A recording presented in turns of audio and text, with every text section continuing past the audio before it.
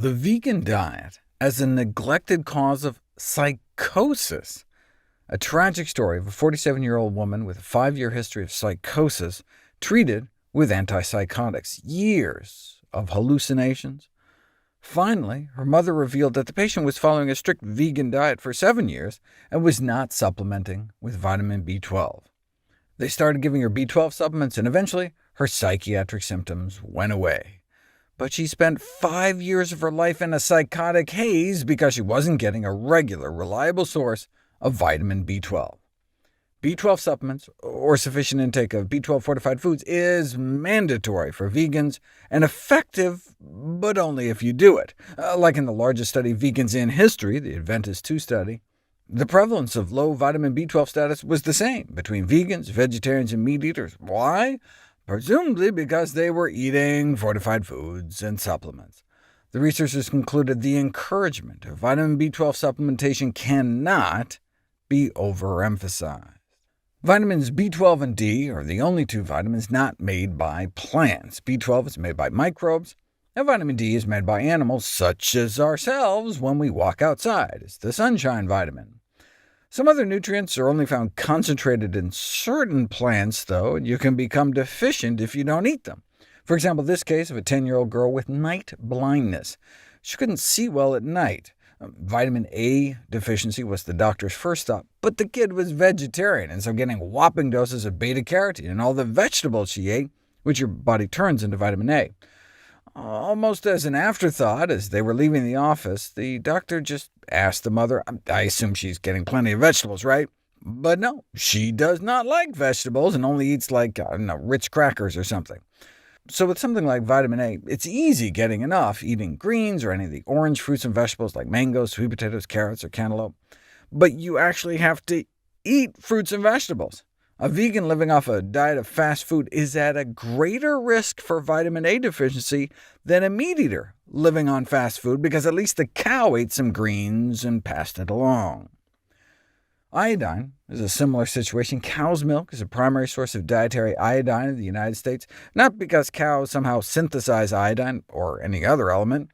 Iodine in milk comes from the leaching of iodine-containing disinfectants used to clean contaminated udders and milking equipment into the milk, or from supplements fed to cattle. Regardless, those not drinking milk or eating seaweed, which is an even better source, may be an increased risk for iodine deficiency. A study of vegans in the UK suggests that as many as 90% aren't getting enough in their diet, though this is likely an overestimate, since their food frequency questionnaire didn't include seaweed or iodized salt, two of the ways some may be getting it. Are there reports of it actually causing problems? Yes, indeed. Veganism as a cause of iodine-deficient hypothyroidism. 23-month-old boy breastfed until 16 months of age, then weaned on a strictly plant-based diet without iodized salt. Mom was fine, presumably because of the iodine in her prenatal vitamins that she continued to take, which spilled over into her breast milk.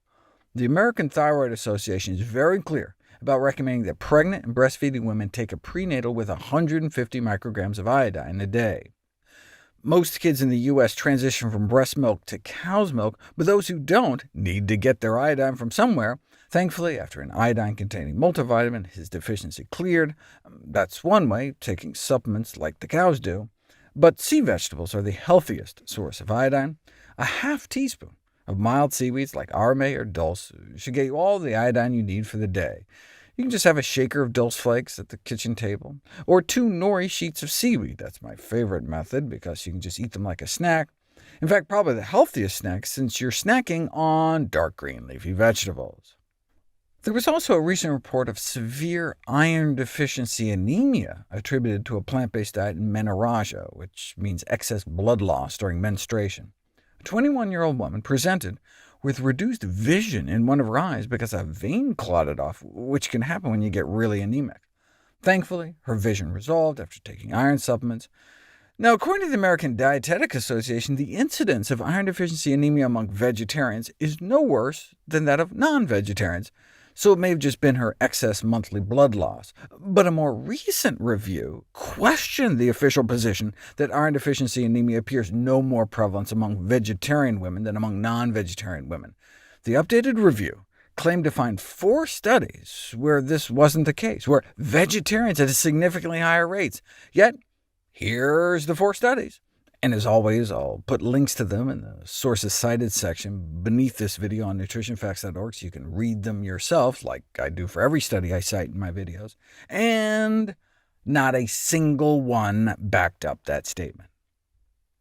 But just because vegetarians don't have worse anemia rates than non-vegetarians, that's not saying much, since up to 1 in 20 menstruating women suffer from iron deficiency anemia across the board. Having lower iron stores is actually advantageous, as I've done videos about, yet another reason to consume more plants and less meat. But if your blood count is dropping, if your hemoglobin is getting too low, then you can enhance iron absorption by eating vitamin C-rich foods with your meals, so fresh fruit, bell peppers, broccoli, etc. And since especially tea, but also coffee, can inhibit iron absorption, you shouldn't drink them with meals.